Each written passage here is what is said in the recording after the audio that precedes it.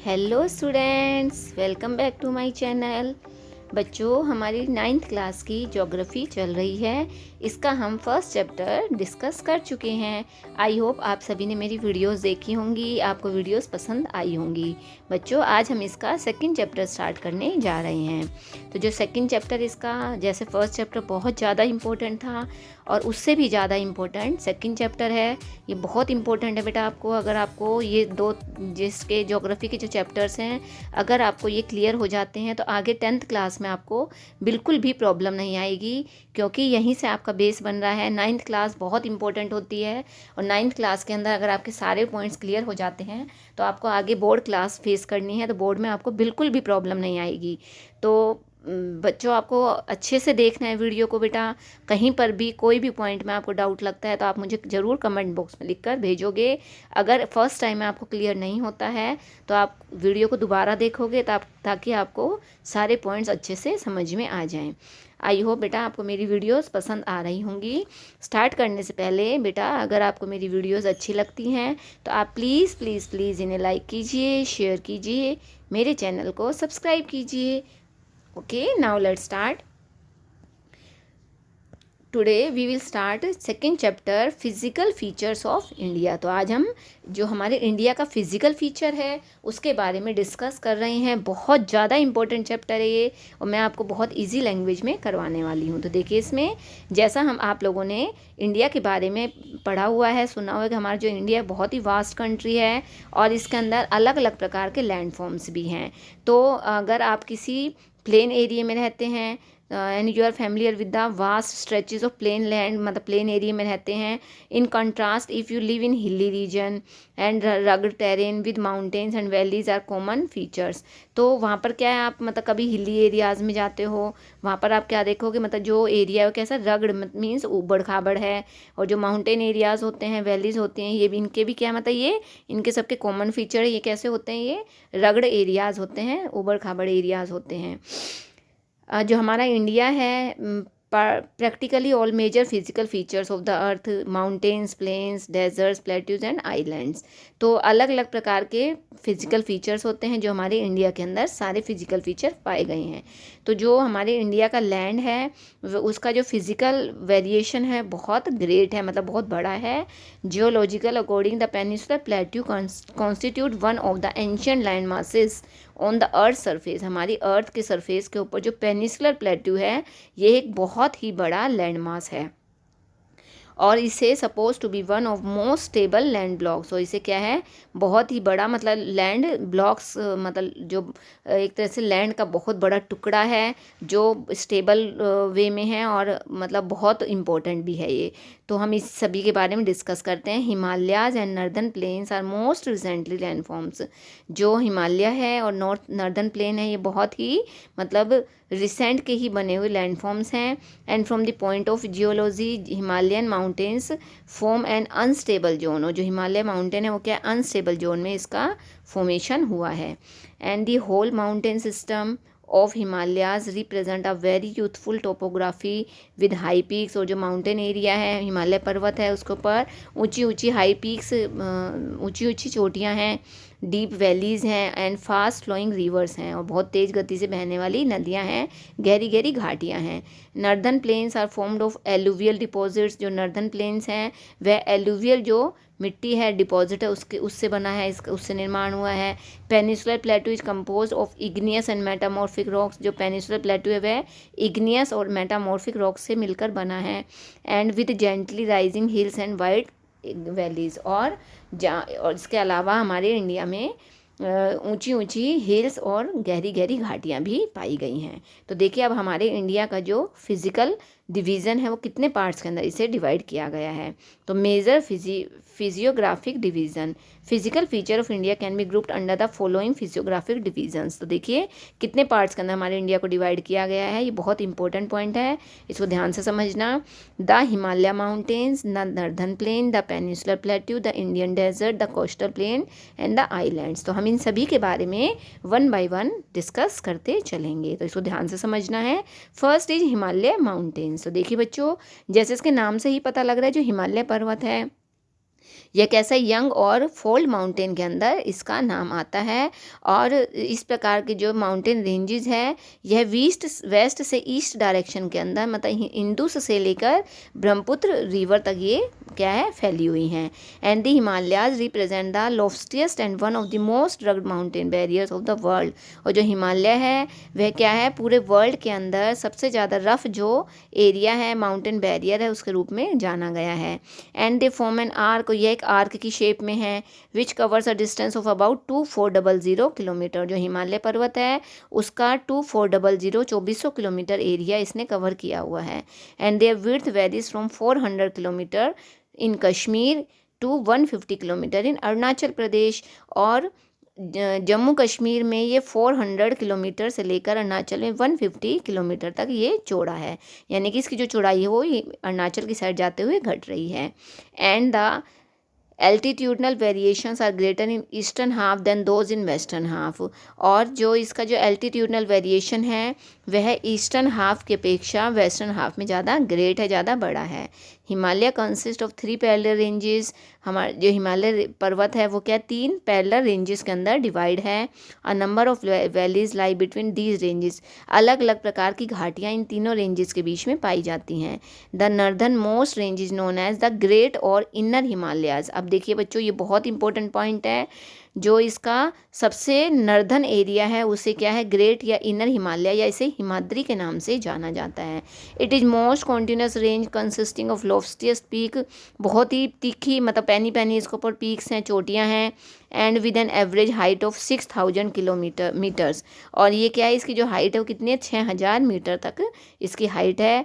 और इसके अंदर ऑल प्रोमिनेंट हिमालयन पीक्स, और हिमालय की जो ऊंची ऊंची इंपॉर्टेंट जो चोटियाँ हैं वो सब इसी के अंदर आ जाती हैं। तो देखिए बच्चों ये है इसका मैप के साथ अगर आप इसको करोगे डिस्कस तो बहुत इजी हो जाएगा आपके लिए। तो इसके अंदर मैप में देखिए बच्चों ये जो मैप वाला एरिया इसको देखिए, ये देखिए 3 इसको क्या है 3 डिवीज़न जो हिमालय ये आपको ब्राउन कलर से दिखाई दे रहा है पूरा ये क्या है हिमालय है। देखिए ये कंप्लीट यहाँ से लेकर और ये यहाँ तक पूरा क्या है ये हिमालय एरिया है। इसको 3 अलग अलग रेंजेस में डिवाइड किया है। देखिए फर्स्ट ये है सेकंड और ये थर्ड वन इज लास्ट, ये वाली है थर्ड वन। ओके तो ये इसको 3 अलग अलग पार्ट्स के अंदर डिवाइड किया गया है। इसके अलावा देखिए यहाँ पर एक ये पामीर की गांठ है, इसे पामीर नोट कहा गया है। इधर ये कुनलुन की पहाड़ियाँ हैं, इधर ये हिंदू कुश की हैं और ये दोनों इस एरिया पर आकर मिल जाती हैं। तो यहाँ पर क्या है ये एक पहाड़ जो है वो सबसे मतलब एक गांठ टाइप में बन जाता है, दोनों मिल जाती हैं और इसे क्या है तिब्बत का पठार भी कहा गया है। और ये वर्ल्ड में सबसे ऊँचा पठार है, ये वर्ल्ड का सबसे ऊँचा प्लेट्यू है ये। ओके आगे देखिए अब the folds of the great Himalayas are asymmetrically in nature. अब जो ग्रेट हिमालय के अंदर जो फोल्ड्स हैं वो क्या सिमेट्रिकली बाई नेचर बने हुए हैं। And core of this part of Himalayas is compose of granite. और हिमालय के अंदर जो मतलब इसका मेन एरिया वो किससे ग्रेनाइट से बना हुआ है। And it is perennially snow bound and a number of glaciers descend from this range. और इस रेंज के अंदर इस एरिया के अंदर बड़े बड़े ऊंचे ऊंचे ग्लेशियर्स और स्नो भी यहाँ पर पाई गई है। ओके आगे देखिए आगे बेटा the range lying to the south of Himadris from the most rugged mountain system is known as Himachal. अब जो सेकंड नंबर आता है वो उसका नाम क्या है हिमाचल या लेसर हिमालय से कहा गया है। And the ranges are mainly compose of highly compressed and altered rocks. और इसके अंदर क्या है ऊंचे ऊंचे पहाड़ चट्टानें पाई गई हैं। And altitude varies between 3700 and 4500 metres and average width is 50 kilometre है इसकी। And while the Pir Panjal जो रेंज है forms the longest and the most important range the Dhauladhar and the Mahabharat ranges are also यहाँ पर क्या है ये अलग अलग रेंजेस इंपॉर्टेंट रेंजेस हैं जो इस एरिया में पाई गई हैं। And this range consist of famous valley of Kashmir की घाटी, कांगड़ा घाटी, कुल्लू वैली जो कहाँ पर है हिमाचल प्रदेश में है। और इस रीजन को इसके हिल स्टेशन के लिए बहुत ज़्यादा ये पॉपुलर है, यहाँ पर बहुत सारे हिल स्टेशंस पाए गए हैं। And the outer most of range of Himalaya is called the Shivalik. और जो सबसे लास्ट जो सबसे नीचे वाला एरिया है आउटर मोस्ट उसे शिवालिक कहा गया है। They extend over a width of 10 to 50 kilometres तक चौड़ा है and have an altitude varying between 900 and 1100 metres. और जो ये जो रेंज है compose of unconsolidated sediments brought down by rivers from the main Himalaya ranges। अब देखिए जब ऊपर पहाड़ों पर से नदियाँ बहती हुई आती हैं तो अपने साथ जितने भी सेडिमेंट्स लाती हैं वो लाकर इस एरिया के अंदर छोड़ देती हैं। And these valleys are covered with thick gravel and alluvium. और यहाँ पर क्या है, बहुत अधिक मात्रा में ग्रेवल और एलुवियम यानी कि जो एलुवियम मिट्टी है, सॉइल है, वो पाई गई है यहाँ पर। And the longitudinal valley lying between lesser Himalayas and Shivaliks are known as Duns. और यहाँ पर जो लेसर हिमालय के अंदर और शिवालिक के बीच में जो दून्स पाए गए हैं, जैसे देहरादून, कोटली दून, पटली दून, ये क्या है, इसके इम्पोर्टेंट दून के नाम से जाना जाता है। इसके अलावा लॉन्गिट्यूडनल डिवीज़न में Himalaya have been divided on the basis of regions from west to east. अब इसे क्या है, वेस्ट टू ईस्ट से भी क्या इसे डिवाइड किया गया है। These divisions have been demarcated by rivers valley. और इसके अंदर क्या अलग अलग प्रकार की रिवर वैलीज घाटियाँ बनाती हैं। एग्जाम्पल के लिए part of Himalayas lying between Indus and Satluj have been traditionally known as Punjab Himalaya. जहाँ पर इंदुस और सतलुज रिवर बह रही हैं उसे क्या है, पंजाब हिमालय के नाम से जानते हैं। But it is also known regionally as Kashmir and Himachal Himalayas from west to east. और इसे क्या है, वेस्ट से ईस्ट तक इसे हिमाचल हिमालय के नाम से जाना गया है। And the part of Himalayas lying between Satluj and Kali river, Satluj और काली रिवर जिस एरिया में पाई गई हैं वो कौन सी है, कुमायूं हिमालय के नाम से उसे जाना गया है। तो हर एरिया के अलग अलग रिवर्स के नाम से इसे जाना गया है। And the Kali and Teesta rivers demarcate the Nepal Himalaya. और जहाँ पर काली और तिस्ता रिवर हैं उसे नेपाल हिमालय कहा गया है। And the part lying between Tista and Dihang river is known as Assam Himalayas. और जहाँ पर तिस्ता और दिहांग रिवर्स है उसे आसाम हिमालय के नाम से जाना जाता है। तो ये अलग अलग रिवर्स के अंदर बेटा इसको अलग अलग नाम, मतलब जहाँ पर अलग अलग जो रिवर्स हैं अलग अलग एरियाज़ के अंदर अलग अलग रिवर्स फ्लो करती हैं। And there are regional names also in these broad categories. और इनके क्या है, कुछ अलग से अलग अलग कैटेगरी के अंदर इसे डिवाइड किया गया है। आगे देखिए, Brahmaputra marks the easternmost boundary of Himalayas beyond the Dihang gorge. Himalayas bend sharply to the south and spread along the eastern boundary of India.